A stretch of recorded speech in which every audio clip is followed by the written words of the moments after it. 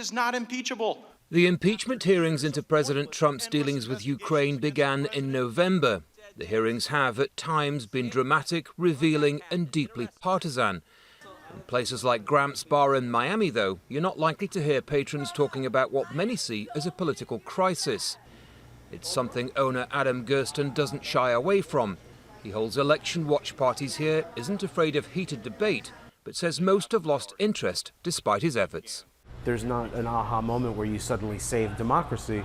It's a long slog, and you've got to stick with it. And so my part in sticking with it is keeping people engaged and exposing them to what's actually happening. Exposure to the twists and turns of politics may not be as crucial in deeply Republican or Democratic states, but Florida, and especially its Hispanic voters, will be pivotal in the 2020 presidential election. I guess I kind of care, but only like if he actually does get impeached.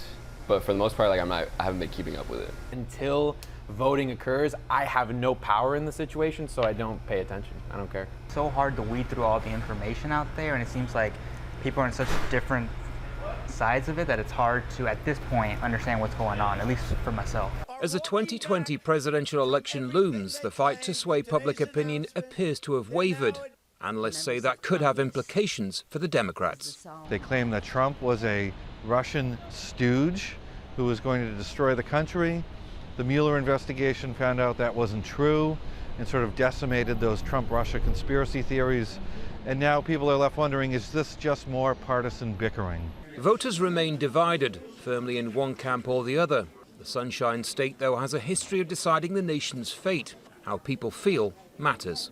If Florida does one thing consistently, it tends to reflect the mood of the entire country. For decades, Florida voters have backed the winning presidential candidate.